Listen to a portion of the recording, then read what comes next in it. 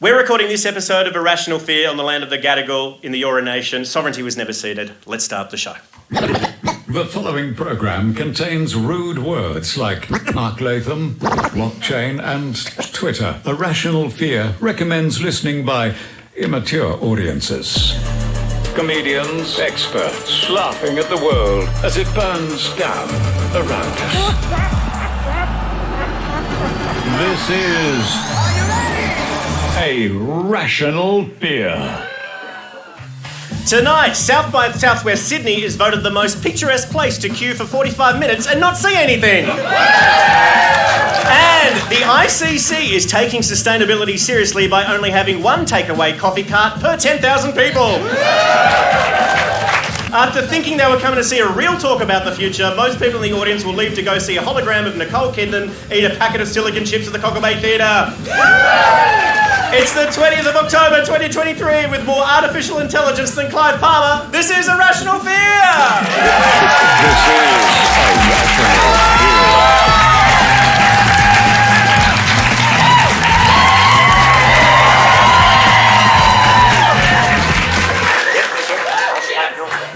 Yes, welcome to Irrational Fear. I'm your host, former head of customer security at FTX, Dan Ilic, and welcome to Irrational Fear live at South by Southwest Sydney. It's a festival that celebrates leaders and innovators who are making an optimistic future. This is my third South by Southwest. I love this festival. It's kind of a futuristic utopia, you know, to be around 10,000 people who are A-type personalities who all convince their boss to buy them a ticket. You know, that's utopia in my book. It doesn't get much better than that. And we've got some intelligent guests here tonight to imagine the future. Let's meet our fearmongers for tonight. They are a science communicator, drag king, Twitch streamer, and they recently appeared on the ABC's War on Waste. It's Lee Constable. Lee, do you have much crossover in your audiences? Not much. And he's a strategist, media expert, and when it comes to fake news, he's literally written the book. From Populares, Ed Koper. Thank you, Dan. Ed, you've written a book on fake news, but you are also a regular guest on Sunrise. How do you reconcile that? You've got to know your subject, Dan. And she is a writer, journalist, opinionist, media firebrand. Look at her the wrong way and she'll ram thoughts about beach cabanas down your throat. It's Antoinette Lattouf. Antoinette, why do you have such strong feelings about throwing shade?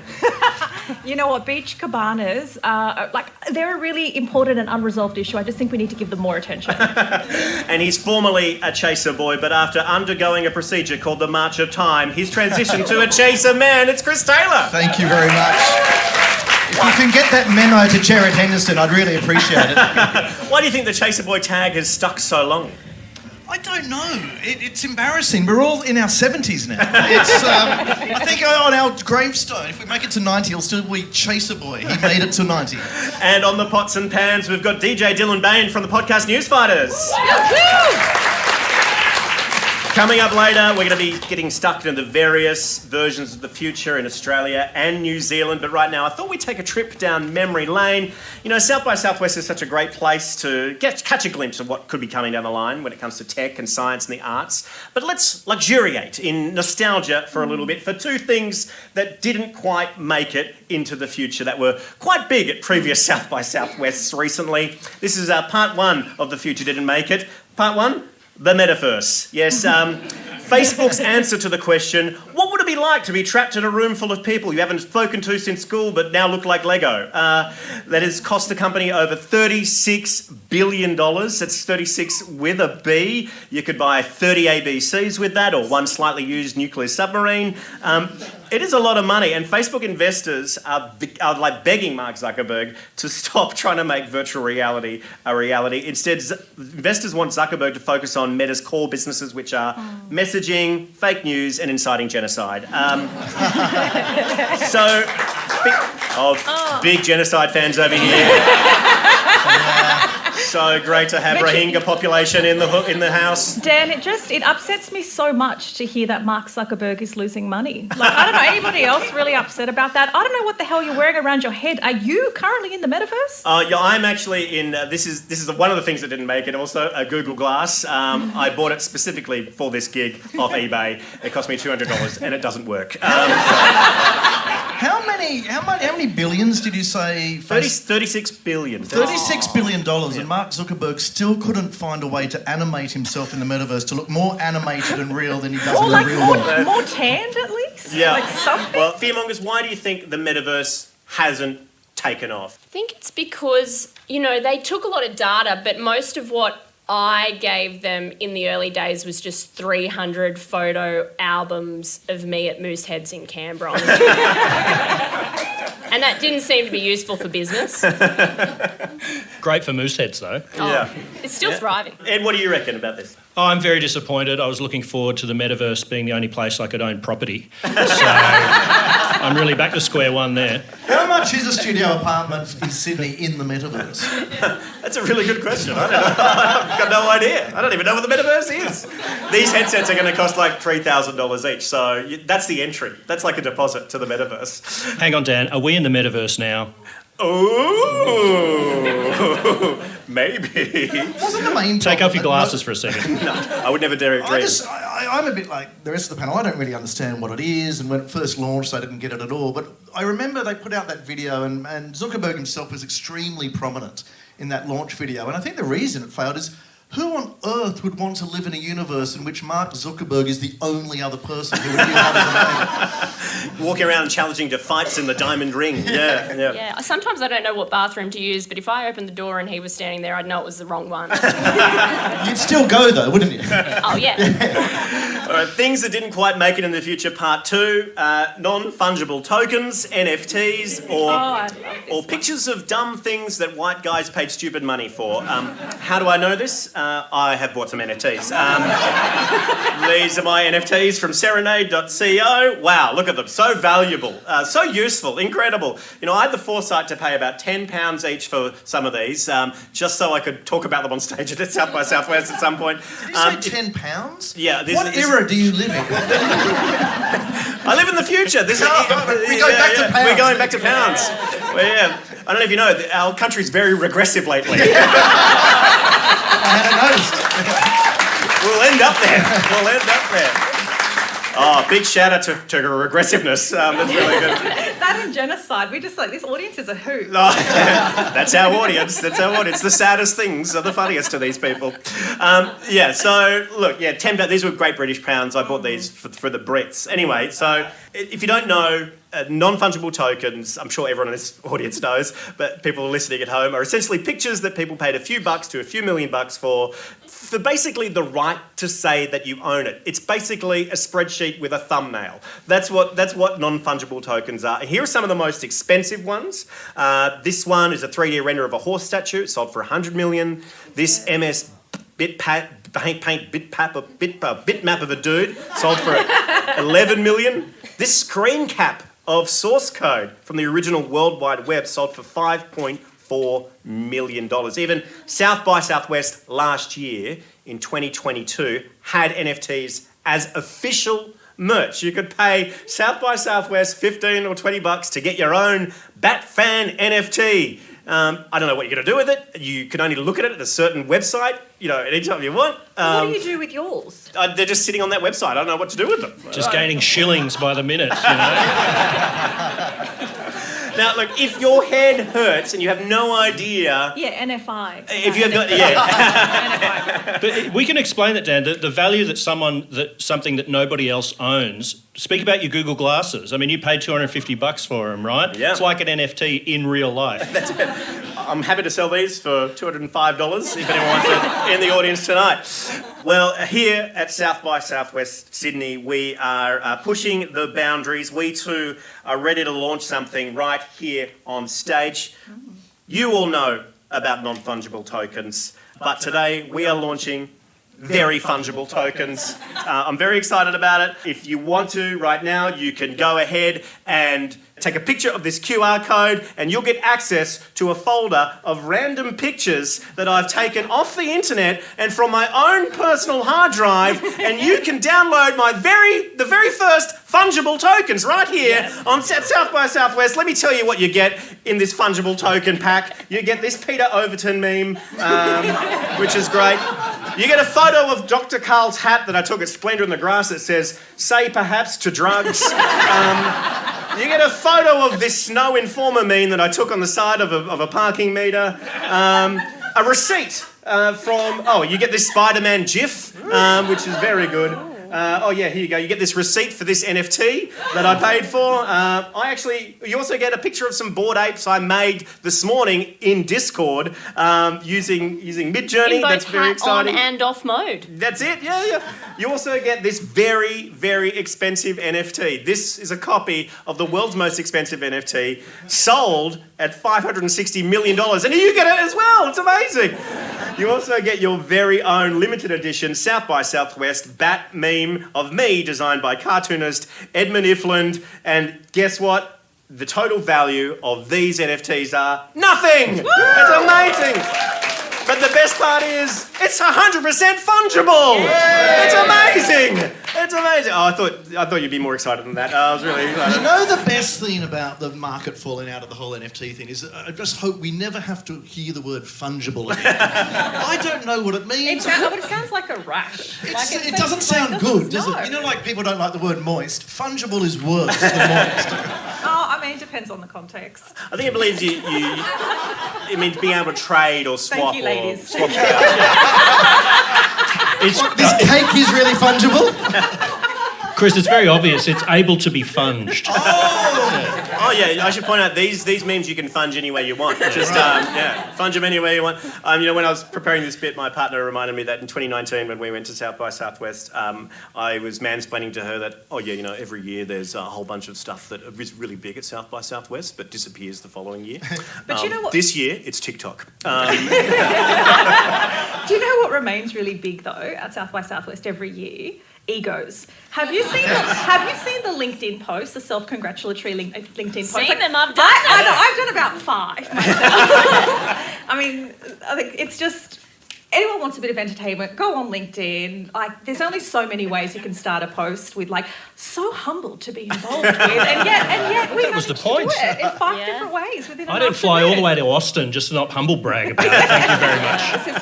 This is true. Well, it's very exciting now to talk about the future of things. Now we can put the past behind us. Talking about the future of leadership, we have the one and only Antoinette Lattouf. Thank you. So yes, I'm going to talk to you about the future of leadership because for too long it's been in the hands of old things. They're pale, stale, male in the US, very, very stale. And bar a few exceptions like Jacinda Ardern, the former New Zealand PM we all loved, and that former Finnish Prime Minister whose name I can't remember, but I will forever remember that she dances like a dirty little minx into the wee hours of the morning. How dare she make it so easy for the rest of the world to slut shame her? So you might guess what's going on here. I see the future of women to be female, but not just any woman. There's a very specific type of woman who can take on all of the challenges of the world. So she's the type of woman that has 97 WhatsApp groups. She started all of them. She's the type of woman that can mobilise the masses. She's the type of woman who show up early, she'll leave late.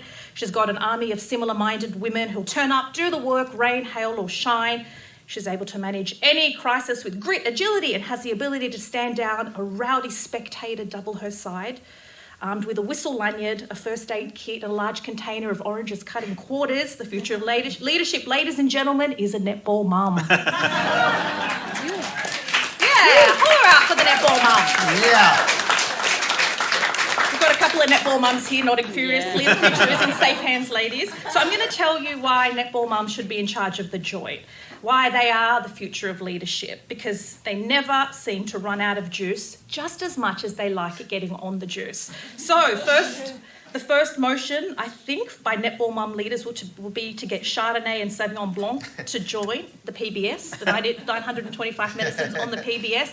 I reckon next up would be Ozempic, the Ozempic patent would be lifted.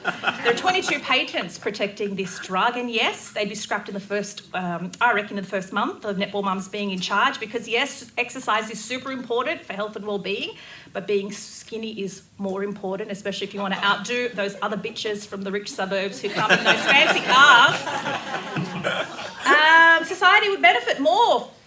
Would have more structure and better time management. You bring in the ladies that organise the annual netball gala for 6 to 60-year-olds. Cost effective too. Forget plying millions into PwC. They just need clipboards, a bucket of Sharpie highlighters, and that PBS Chardonnay on ice, and I'll make public service as efficient as an IKEA designer. Okay, but it's not only about the trivial things for netball mums. We could end some of the biggest challenges of the world, I reckon, like Gaza and Israel. According to UN Women, if you put a woman in charge, they're more likely, when it comes to conflict, to ensure that peace or any resolution lasts for more than 2 years. That's pretty impressive. But that's anyone. That's not the netball mums, because they've been brokering peace between parents on the sidelines and managing the politics of whether it's okay for the coach's daughter to be captain of the northern suburbs under 14 teams 3 years in a row. So there's a saying that if women ruled the world, there'd be no wars, just a lot of jealous countries not speaking to each other. Well, I'll raise them one. In a future where netball mums run the world, sure, there wouldn't be any wars because that's too much mess. Who's going to clean it up? There's probably going to be 500 NATO-style organisations that at least one country wouldn't be invited to. Everyone would bitch about them, but they'd be friendly as fuck to the other 499. If you don't know why I'm mad at you, Canada, I'm not going to explain. But seriously, it'd be hard-pressed to find a more territorial and parochial bunch than netball mums. So they have skills that, they make the shots, who's on the bench, the always controversial game draw, the roster of who's bringing the food and the first aid kits, what happened when violent conflict erupts on the field. So send these netball mums to sort out Gaza and Israel. They'll reach a two-state solution by Saturday afternoon.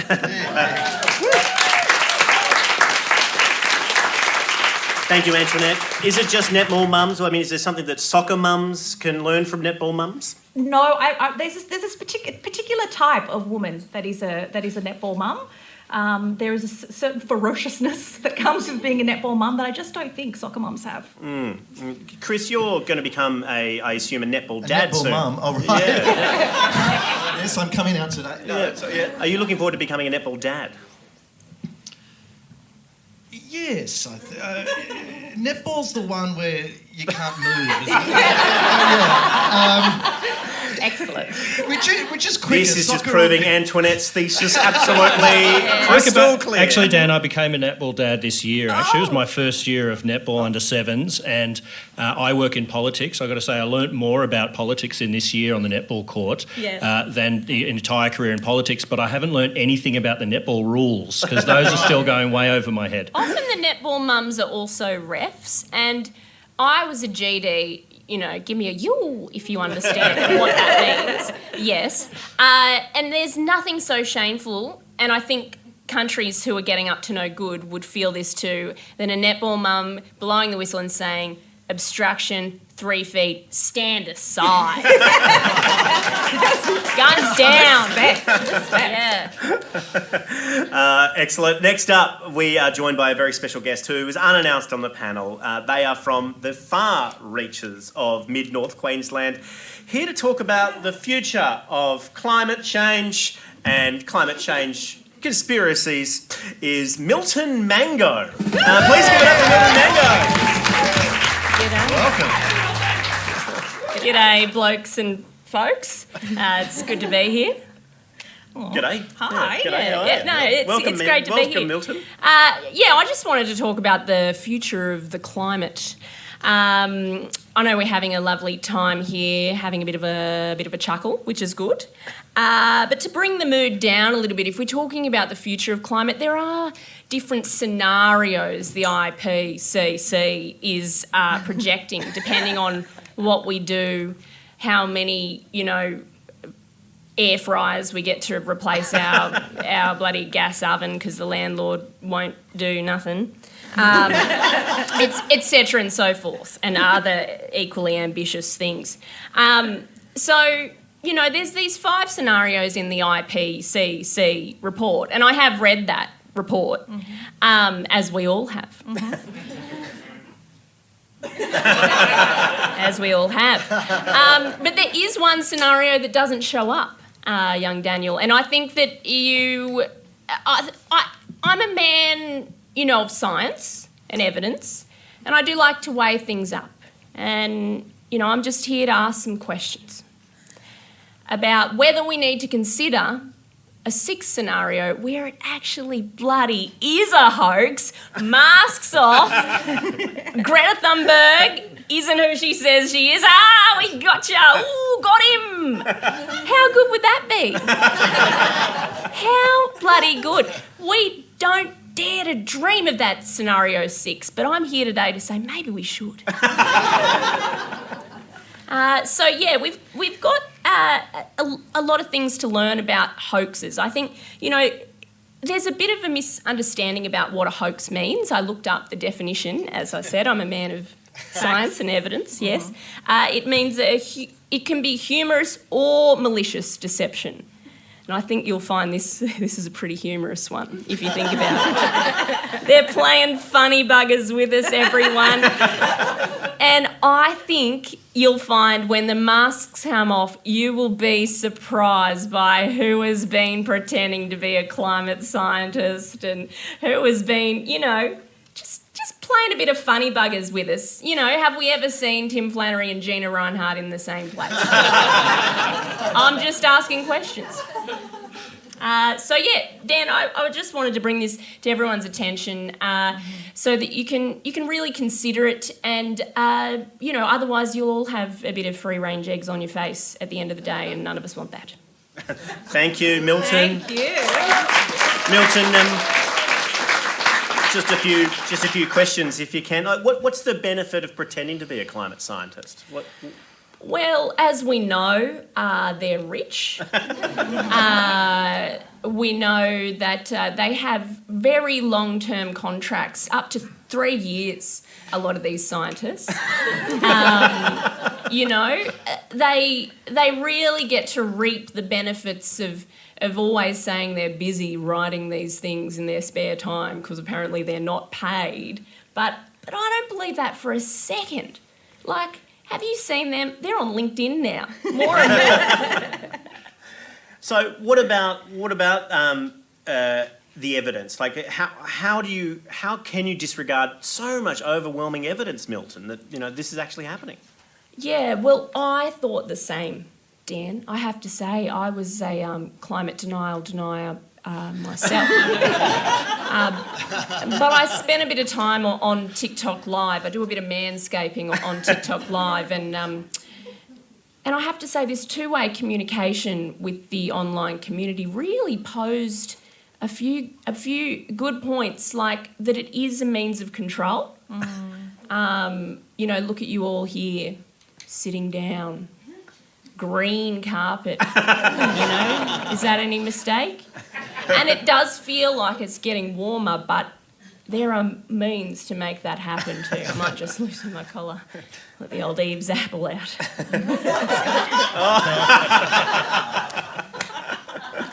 Do you guys have any questions for Milton? I'm interested in your manscaping videos on TikTok. Yeah, well, as you can probably tell, I'm only an apprentice manscaper. I get on there. We manscape. Clearly, I'm ready to do another one soon, as you mentioned. And we just have a chat. We talk about what's happening in the world. We talk about science news, climate news, and it's really changed my perspective on things. Milton, if you met Greta Thunberg in the street, what would you say to her? I'd say, take it off. Come on. To be very serious, Dan, we study this in the misinformation space. We call this the Scooby-Doo theory. It's well studied, and Milton's a good example of everyone to understand exactly what that looks like. I have always said that I am an example to the people. Thank you, Milton Mango.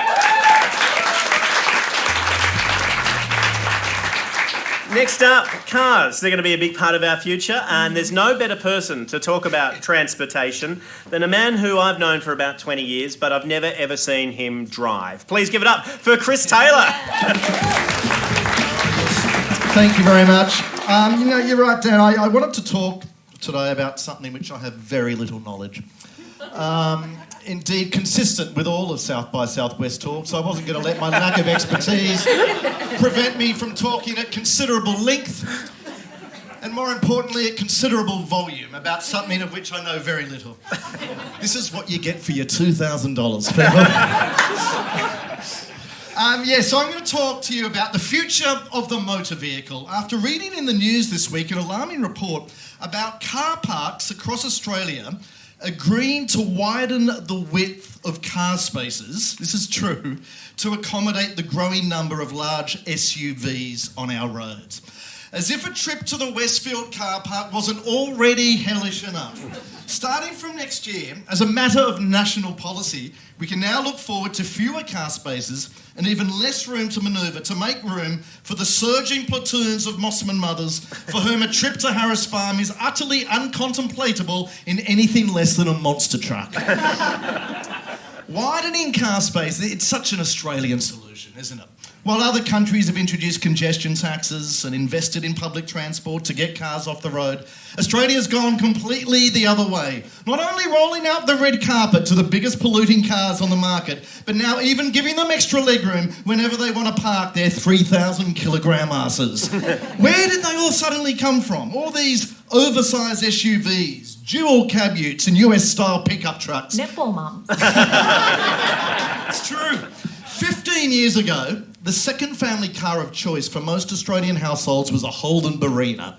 Today, you could literally fit 4 Holden Barinas inside these Megatron bloated bullfrogs of the road. And as anyone who drives on Sydney roads knows, there's always been a direct corresponding relationship between the size of a vehicle and the fuckwittery of the driver behind its wheel. Am I right?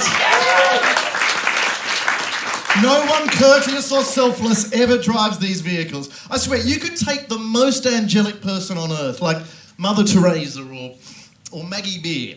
Let's make it Maggie Beer. I guarantee that if you put Maggie Beer behind the wheel of a Mitsubishi Outlander, in less than 10 minutes she'd be a total arsehole. Pegging quinces at you from the window, swinging verjuice as she rides it right up your ass. That is a Maggie Beer that Australia is not ready to see.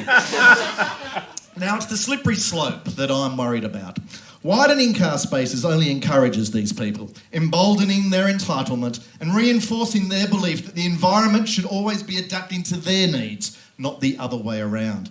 Soon they'll be wanting cars 3 times as wide, 3 times as tall and 3 times as long. Remember those stretch Hummers back in the 90s whose sole purpose, as far as I can gather, was to ferry Gold Coast bogans to their Year 12 formal before going out of business because not enough Gold Coast bogans made it to Year 12. Well, I'm sorry, we're not far off from those stretch Hummers being the standard length of all future family vehicles. The Toyota Land Cruiser of today will look like a mere thimble compared to the Toyota Land Cruiser of tomorrow. This is a future where the daily school pickup at Winona will look like a convoy of cattle road trains stretching from North Sydney all the way to Newcastle. A future where SUVs will become so wide there'll only be room for 2 lanes on the Harbour Bridge, with the bonus option for drivers of engaging the all-terrain function to drive up and over the steel archway of the bridge, mowing down whichever bridge climb tourists are unfortunate enough to be up there at the time. This is a future where all family homes will be 90% garage, 10% living space. A future where underground CBD car parks will only have room for 3 cars per level, so the car park landlords just have to keep drilling further and further into the Earth's crust to make more levels, convinced that that's an easier solution to the parking problem than simply persuading men with small dicks to buy smaller cars. And so they keep drilling further and further into the Earth's core, only to collide with the American car park owners drilling from the other side. But still, the cars get bigger, and the places to put them get fewer and fewer, until one day, when the Earth officially doesn't have a single square metre left that's not covered by a giant car. Every river, every playground, every art gallery, every rainforest, they're all completely choked by wall-to-wall cars. And then, and only then, does Elon Musk extend an invitation for all of mankind to move to Mars. Just as soon as he's built a new Tesla megacar to fly us all there. It's a bit like Q&A on crack. This is a rational fear. Is it attractive to get a bigger car? Are you thinking about getting a bigger car, fearmongers? Is that on the cards for 2023, 2024? I actually have a Mitsubishi Outlander, but I'll just take it as Chris's lack of knowledge of cars, that it's about half the size of the big SUVs. But we are running out of space, and I think that the only answer we can do is to move into the metaverse. So I'm looking forward to getting a bigger car once we're safely ensconced there. I have a question for Chris. Since you don't drive, or you I do drive. Well, I just am very bad at it. Or you haven't driven for a while. You haven't had a car. No, for years I didn't have a car. I've just got one this year because I had a baby. Important question. What's your Uber rating? Because I can't get over the fact mine is 4.7. And I'm trying to understand those who have a higher... Like, do you know what your Ubers... presumably you catch a lot of Ubers. Proudly 4.9. Oh. What do you do? But I'm an Uber driver and I give lift to myself, so I keep rating myself. I just want to know. Like, anybody got any tips on how you get a higher rating? What am I doing wrong? I think I slam the door. It helps to talk to them. I do, a lot. So I'm like, is that it? I find But not about beach cabanas. Like, it can work either way if you talk to them, though. I think it's working the wrong way. And the other way round, sometimes they've just got a captive audience. They know where you live, and you're headed there right now, and you're like, yes, that is an opinion that I too hold.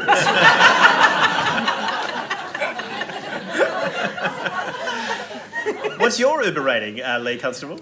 I don't even know. I just checked mine. Mine's 4.75, so I'm only slightly better than... Oh my God, Dan, and your chat is worse than mine. Yeah, I just don't understand why mine's 4.7. I've just been explaining about the vagaries and the intricacies of how the voice would work for the last month to Uber drivers, and that's probably dropped me a few points. Yours? Mine's 4.86 by shutting up and saying yes. And do you have yours? I think this is really important. I want to know if I'm the least likeable passenger. This is such vulnerable storytelling, isn't it? It's great. We could be an episode of The Imperfects. I just love that my appeal for more space and smaller cars has led to a discussion about Uber ratings. 4.83. We pivot far. 4.83. Got a bit of introspection. I've been Uber compensating on the way home. I wanted to ask, as someone with a baby and a car, what is the baby on board sticker about? I think it's the assumption that if people know you have a baby in the car, they'll be like less of an asshole driver around you. I'm speeding up to look at the baby. Yeah, not the How many months? Just mouthing it to them. Well, when it comes to the future, I often think about New Zealand. They are always ahead of us, mainly because of the time zone. They are literally in the future. DJ Dylan Bain, you've got something we should be keeping track of over there for our Kiwi cousins? Yes, I don't know. A lot of people here were distracted with another vote that was on last Saturday night on The Voice. But of course, the real game-changing election happened over in New Zealand, where the government changed and they're going to have a brand new Conservative Prime Minister, Christopher Luxon, over in Aotearoa, former CEO of Air New Zealand. Now, I've been following the campaign, and the big rumour that was going around, as he used to be a CEO of Air New Zealand, as CEO, he banned a in-flight video, one of those safety videos, because it had dinosaurs in it. He wanted the dinosaurs taken out. Supposedly, he doesn't believe in dinosaurs, which led to some great questions on the campaign trail. Are dinosaurs real? And if you say yes, what's your favourite? I think a T-Rex, Tyrannosaurus Rex, king of the jungle, a That's the big old fearsome PM. dinosaur. What's your favourite dinosaur? T-Rex. I heard a rumour that you don't believe in dinosaurs. No, T-Rex, great dinosaur. Do you believe dinosaurs are real? Yeah. Didn't answer the question. Do you believe dinosaurs roam the earth? Absolutely. Yes, that's the new PM Luxon there, and it's not just prehistory he struggles with, it's also maths and spelling. He also displayed his small business skills. You're going to get $14 change, is that okay? Not up to $14. He came back with 16. Very simple question. How to spell cat? What's K-A-T? I'm just checking to make sure you look very smart. I'm just making sure. Yes, good luck. Good luck when he visits Queensland spelling Palaszczuk, that's all I have to say. And if Christopher Luxon's kind of doofus persona reminds you of a certain former leader we used to have, well, don't worry, it's not like he disappeared off to Hawaii when everyone thought he was working, right? Or maybe he did.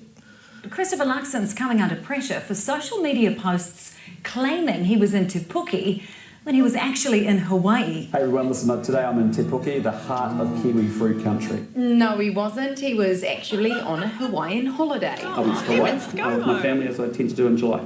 Yes, good luck with that. Proof New Zealand is actually 5 years behind Australia.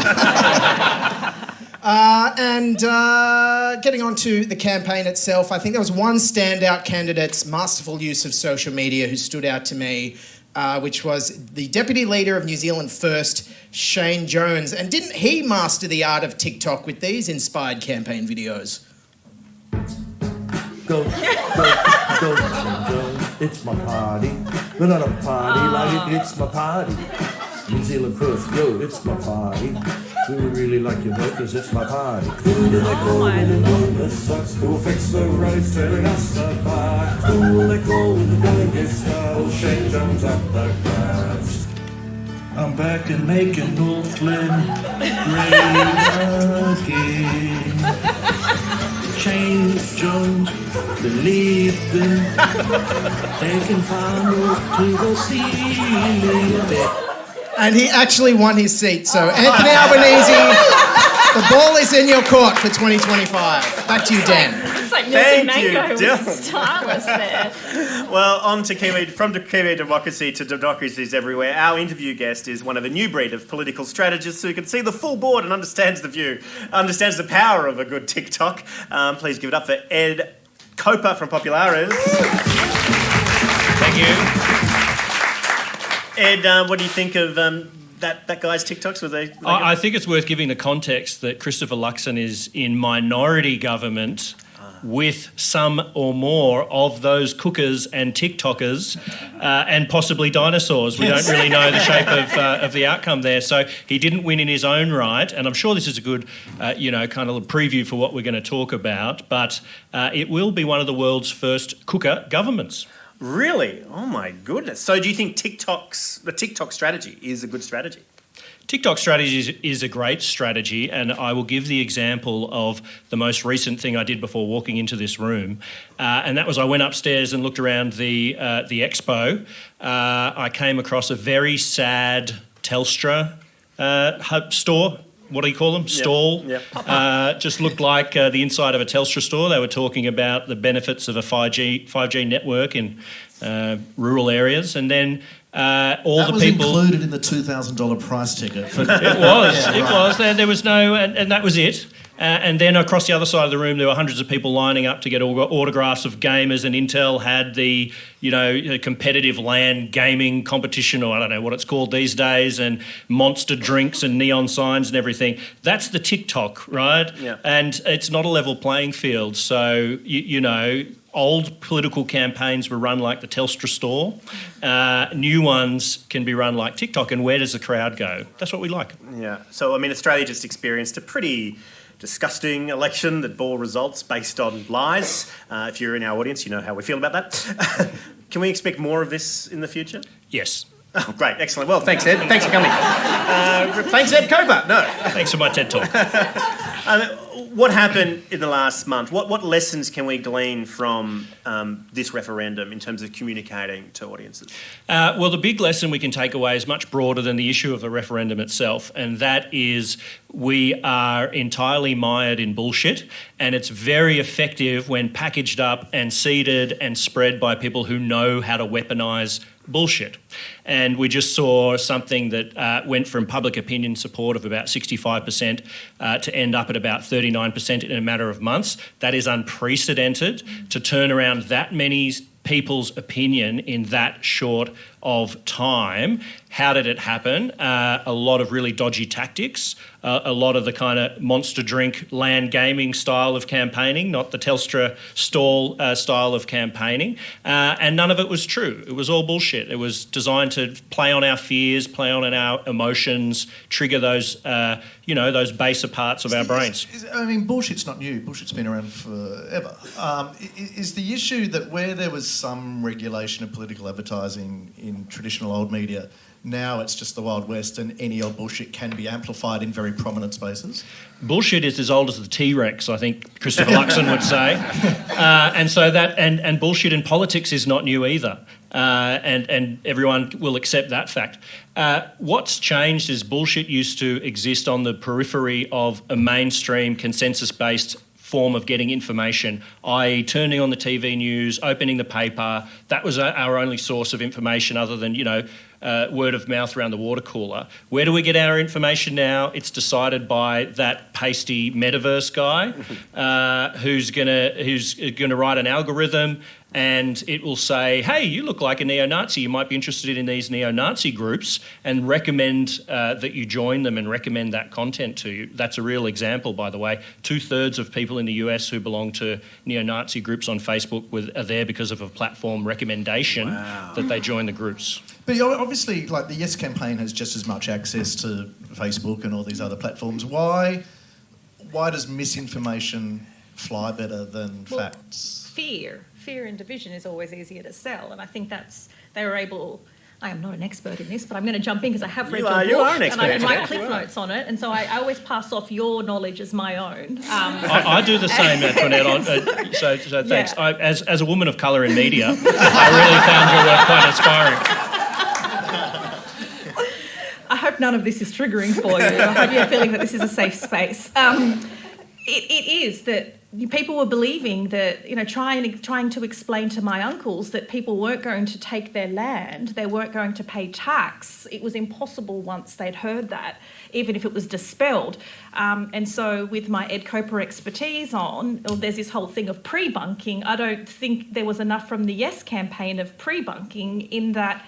Do we all know what pre-bunking is? Or I sound really smart. Some nods here. Over to you, Ed. It's my new favourite word after fungible, though. It's a very fungible concept. It'll be worth shillings on the dollar. Look, it's very simple. That our brains will generally believe the first thing we hear about a new issue. And so if you wait until someone hears some nonsense that the voice is going to take your backyard, and then you come out and say, here's a fact-checking article about how it will not take your backyard, it's too late. You got to get to them first and say what it is, and say, be prepared, you may hear some bullshit about this. Yeah, and so with the Yes campaign's main line was 80% of Indigenous Australians support this. I suspect most people don't give a shit what Indigenous Australians want, unfortunately, such is the nature of our country. So it'd be like, I suspect, I'm not a political strategist, but people are like, this does not impact your land, this does not impact your life, this does not impact your taxes. Like, I'm interested. It's just like, where do I sign up? It's been really interesting listening to sort of overseas commentary about the result. I was listening to a podcast with Alistair Campbell, who was the strategist for Tony Blair, and Malcolm Tucker was based on him, of course, and he's become quite a smart analyst of politics, and he was drawing the comparisons with Brexit, another referendum that failed and believed shouldn't have. He's of the view that the referendums are dead. No government should ever take a referendum again because of the media climate we now find ourselves in. He can't imagine a world in which misinformation won't always defeat the case. Well, I'll go on further. It's not just referendums. Are all ideas dead? Are all policy reforms dead? It's a bit of a joy Is deal. it? I mean, we started with genocide. I thought this would be a perfect place to take it, right? So let me give you an example. Having a gas stove top in your house is the equivalent of smoking a pack of cigarettes indoors if you've got kids around. They're breathing that gas, right? Probably a good idea to get rid of those. Also very good for the climate. Yeah. And great for radio voice, guys. Yeah, exactly. It's fungible.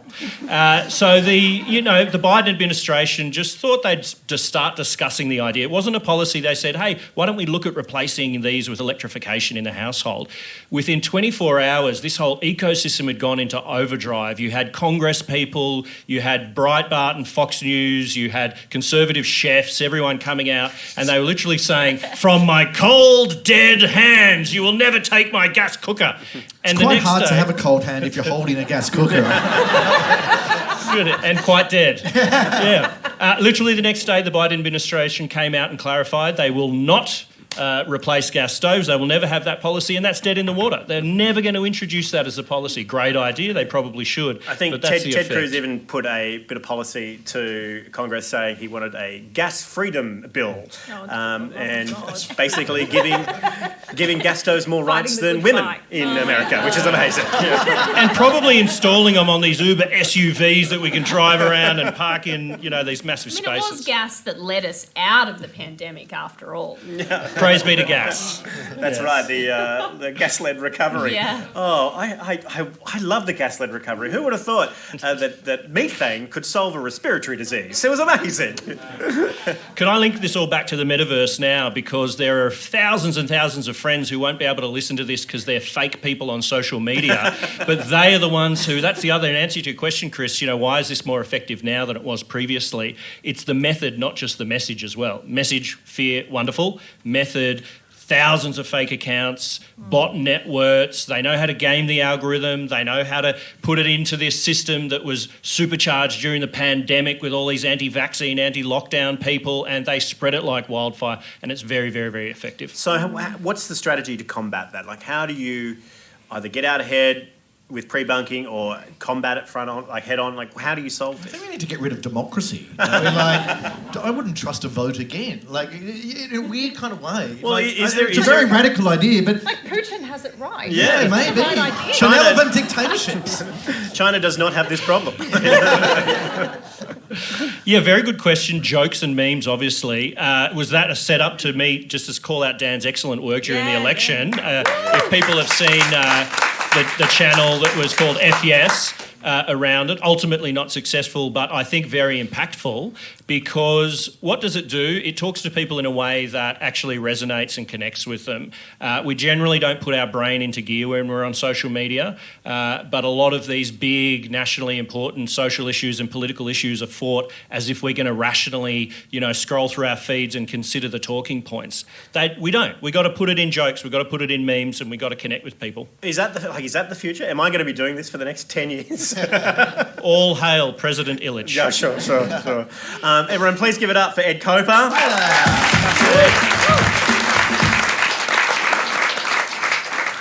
Now, to end the show, normally we end on a joke, but unfortunately we have to do this for a friend. We're going to run, and because it's South by Southwest, we're going to run a little digital experiment. I would love everyone to get their phones out for this. I saw my friend Angela Lavoie-Pierre earlier today, and she is big into AI reporting and things like that, and she's got this theory that if enough people Google something, there will be this generative AI articles made about what people are Googling. So she asked me, she said, at your podcast, could you please get everyone to Google my death?